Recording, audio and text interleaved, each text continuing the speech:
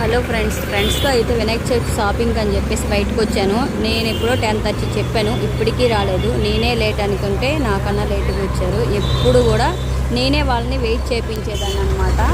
So ఈసారి వాళ్ళు నన్ను వెయిట్ చేయించారు. ఎప్పుడైనా స్కూల్ అయినా హాలిడేస్లో అయినా ఏదైనా ఎక్కడికైనా వెళ్ళాలన్నా ఏ షాపింగ్ అయినా ఏదైనా ఫస్ట్ నేనే లేట్గా బయలుదేరుతాను. అందరూ నా కోసం వెయిట్ చేస్తుంటారు. అలా ఉంటుంది.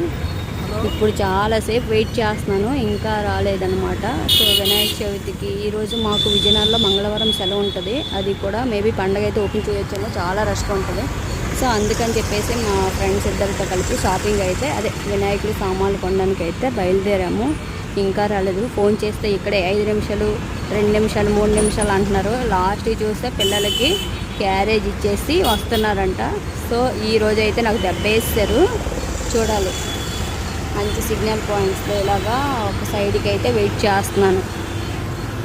అందుకే అంటారేమో ఎప్పుడు వెయిట్ చేయించేదాన్ని కదా, ఆ పగంతా ఇప్పుడు తీర్చుకున్నట్టున్నారు. మేబీ వాళ్ళు పర్టికులర్ చేయకపోవచ్చు, కానీ నాకైతే అయ్యింది. వెయిటింగ్లో ఎంత విసుగు ఉంటుందని ఇప్పుడే తెలిసిందనమాట. ఎక్కడికి వెళ్ళాలన్నా నేనే లేటు, నా కోసమే వెయిట్ చేస్తుంటారు ఫ్రెండ్స్ అయినా ఫ్యామిలీ మెంబర్స్ అయినా. అలాంటిది నేను ఒకళ్ళ కోసం వెయిట్ చేస్తున్నానంటే ఎంత చిరాకు వస్తుందో చూడండి. చూడాలి ఎప్పుడు వస్తారో ఏంటనేది. ఫుల్ ట్రాఫిక్ అనమాట మార్నింగ్ అయినా కూడా చూడండి.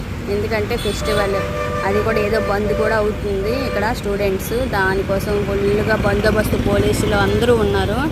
ఫుల్ రష్ ఉంది. ఇదిగోండి చూడండి వస్తున్నారు, ఎంతమంది వస్తున్నాయి. గుంటలు ఇప్పుడు వచ్చారు.